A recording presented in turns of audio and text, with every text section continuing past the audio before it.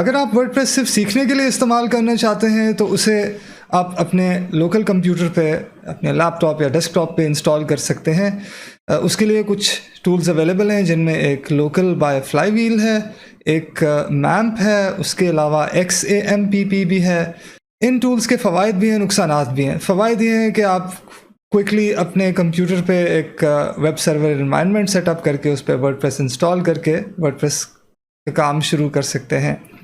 नुकसानात ये हैं कि आपकी असल वेबसाइट कभी भी लोकल कंप्यूटर पे और ख़ास तौर पे विंडोज़ या मैक कंप्यूटर पे होस्टेड नहीं होगी। उसकी एक लिनक्स होस्टिंग एनवायरनमेंट होगी और उस एनवायरनमेंट पे बहुत सी ऐसी चीज़ें होंगी जो आपके लोकल कंप्यूटर पे अवेलेबल नहीं होती। तो मेरे नज़दीक इन टूल्स के इस्तेमाल से बेहतर है कि अगर आपने वर्डप्रेस पे सीरियसली काम करना है तो आप स्टार्ट ही एक वेब होस्ट पे एक प्रॉपर डोमेन नेम के साथ करें। और इस कोर्स में हम यही करेंगे, हम डोमेन रजिस्टर करेंगे, वेब होस्टिंग सेटअप करेंगे और उस पे वर्डप्रेस इंस्टॉल करेंगे। तो कोई भी डोमेन रजिस्टर करने के लिए मैं सबसे पहले domainer.com पे जाता हूँ, DOMAINR.com। वहाँ पे मैं डोमेन का नाम लिख के सर्च करता हूँ। उससे मुझे डोमेन की अवेलेबिलिटी का पता चलता है कि ये पहले से रजिस्टर्ड तो नहीं है। और उसके अलावा उसका एक जो बड़ा फ़ायदा होता है वो ये है कि अक्सर डोमेन रजिस्ट्रार जो डोमेन रजिस्ट्रेशन की सर्विस देते हैं, उन जैसे GoDaddy हो गया, HostGator हो गया और बहुत से, उनके पास जाके अगर आप डोमेन नेम सर्च करें और वो डोमेन नेम ना ख़रीदें, चंद दिन बाद आपका अगर वो डोमेन नेम ख़रीदने का प्लान बनता है तो कुछ इनमें ऐसी शेडी प्रैक्टिसेस करते हैं कि वो डोमेन नेम को रिज़र्व कर लेते हैं और बाद में आपसे ज़्यादा पैसे मांगते हैं क्योंकि उन्हें पता होता है आप इस डोमेन में इंटरेस्टेड हैं। तो मैं उससे बचने के लिए, और वैसे भी एक अच्छा टूल है जो बहुत सी रिलेटेड डोमेन्स भी आपको दिखा देता है, तो मैं इसका इस्तेमाल करता हूँ। यहाँ पे हम डोमेन का नाम लिखते हैं। इस कोर्स के लिए मैं जो डोमेन रजिस्टर करना चाहता हूँ वो है buildwithwordpress.com। bwwp.com ये टेकन है, लेकिन ये साथ में मुझे इसकी काफ़ी एग्जांपल्स दिखा रहा है जो अवेलेबल हैं। तो इसमें हम देखते हैं bwwp.io, ये अवेलेबल है। अच्छा, सो bwwp के साथ शुरू होने वाली काफ़ी डोमेन्स अवेलेबल हैं। अब हम चलते हैं मेरे पसंदीदा डोमेन रजिस्ट्रार की साइट पे जो है नेमचीप। आप कोई भी डोमेन रजिस्ट्रार इस्तेमाल कर सकते हैं, लेकिन नेमचीप मुझे ज़्यादा पसंद है। मेरी अक्सर डोमेन्स इनके पास होती हैं क्योंकि इनका डोमेन कंट्रोल पैनल और उसके फीचर्स मुझे बहुत पसंद है। तो नेमचीप पे मैं अपनी पसंदीदा डोमेन नेम का नाम एंटर करूँगा और सर्च करूँगा।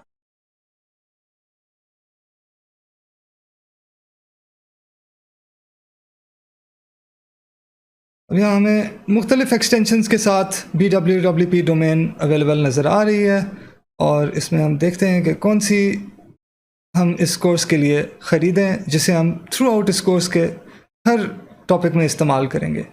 और मुझे नेमचीप का एक फ़ीचर जो बहुत पसंद है वो है एक्सप्लोर मोर। इसमें हमें अपनी डोमेन की सर्च को नैरो डाउन करने की काफ़ी ऑप्शंस मिलती हैं।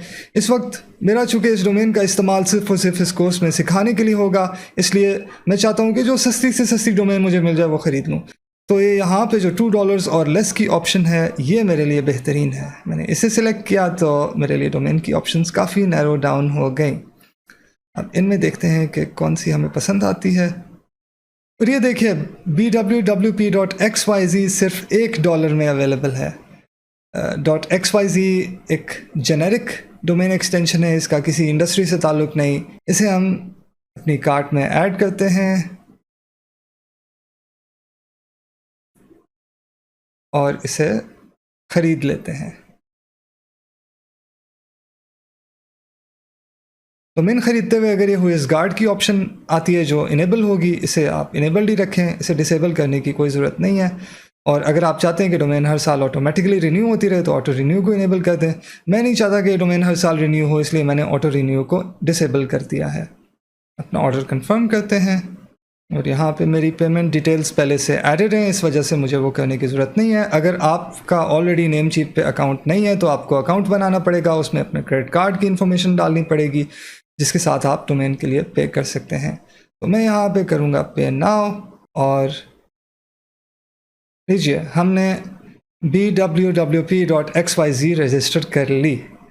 अब हम चलते हैं मेरे अकाउंट के डैशबोर्ड में, जहां मैं अपनी डोमेन को मैनेज कर सकूंगा और उसका हम DNS सेटअप करते हैं।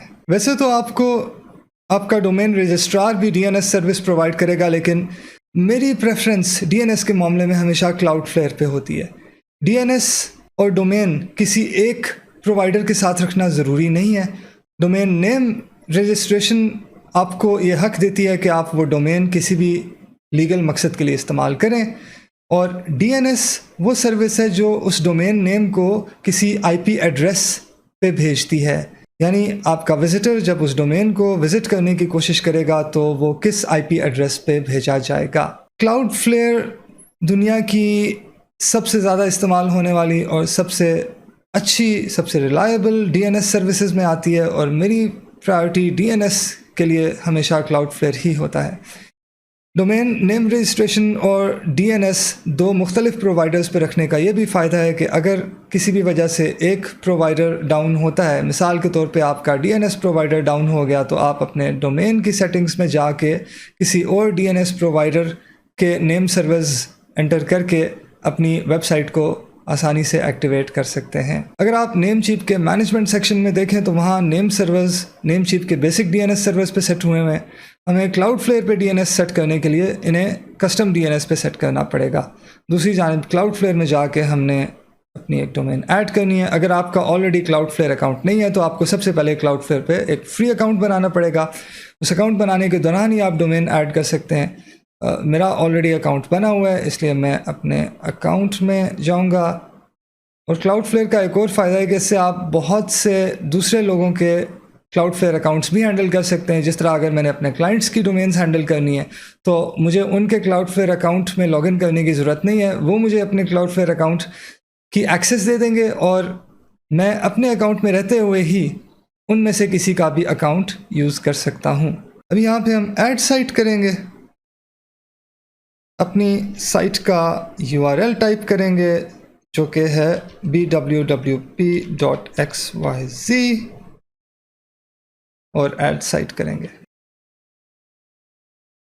हमारे लिए पेड अकाउंट की ज़रूरत नहीं है, हम फ्री अकाउंट सेलेक्ट करेंगे, प्लान कंफर्म करेंगे और हमारा क्लाउडफ्लेयर का सेटअप प्रोसेस शुरू हो जाएगा।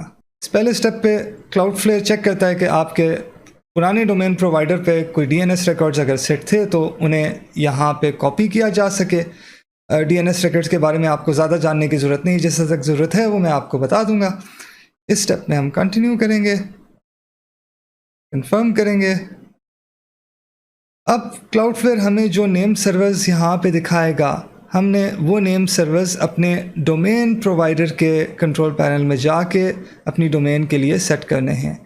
तो ये पहला नेम सर्वर हमने यहाँ से कॉपी किया, यहाँ हमने नेमचीप में अपने उस डोमेन के मैनेजमेंट सेक्शन में आके बेसिक DNS की जगह कस्टम DNS सेलेक्ट किया, यहाँ वो पहला DNS सर्वर पेस्ट किया। उसके बाद क्लाउडफ्लेयर पे जाके हमने दूसरा DNS सर्वर कॉपी किया और उसे इसी तरह नेमचीप में आके दूसरे DNS सर्वर के तौर पे पेस्ट किया और ओके कर दिया। ये चेंजेस तकरीबन 48 घंटे तक ले सकती हैं, लेकिन अक्सर चंद मिनटों में या हद हुई 1-2 घंटे में ये चेंजेस प्रोपेगेट हो जाती हैं। इसे कंफर्म करने का तरीका ये है कि जब आप क्लाउडफ्लेयर पे आके डन चेक नेम सर्वर्स करेंगे तो वो आपको नोटिफाई कर देगा। यहाँ हम इसकी क्विक स्टार्ट गाइड इस दौरान देख लेंगे और डोमेन का SSL और इंक्रिप्शन मोड ये हम बाद में देखेंगे। अभी इसे जिस डिफ़ॉल्ट सेटिंग पे है उसी पे रहने देते हैं, सेव कर लें। परफॉर्मेंस ऑप्टिमाइजेशन भी हम बाद में देखेंगे, अभी जैसा है वैसा इसे सेव कर लेते हैं।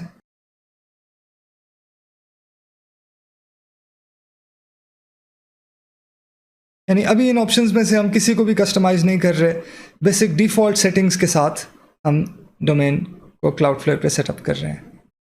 अभी क्लाउडफ्लेयर में कह रहे हैं कि अपने नेम सर्वर का सेटअप कंप्लीट कीजिए। वो हमने कंप्लीट कर लिया है, उसे प्रोपेगेट होने में जो टाइम लगना है वही लगेगा। और आप कुछ देर बाद यहाँ आके रीचेक नाउ के बटन पे क्लिक करें तो क्लाउडफ्लेयर दोबारा चेक कर लेगा कि इस डोमेन के नेम सर्वर सही से सेटअप हो चुके हैं या नहीं। जब आपकी डोमेन का DNS प्रोपेगेट हो जाएगा तो आपको क्लाउडफ्लेयर में ये मैसेज देखने को मिलेगा कि great news, Cloudflare is now protecting your site. अब आप क्लाउडफ्लेयर में अपने DNS की एंट्रीज डाल सकते हैं जिससे आप बेसिकली विजिटर्स के वेब ब्राउज़र्स को बताएंगे कि जब वो आपकी डोमेन ब्राउज़र में एंटर करें तो वो किस एड्रेस पे भेजे जाएं जहाँ पे आपकी एक्चुअल वेबसाइट होस्टेड है। तो यहाँ हमारा डोमेन रजिस्ट्रेशन का टॉपिक ख़त्म होता है। डीएनएस का कुछ काम बाकी है जो हम देखेंगे वेब होस्टिंग के साथ।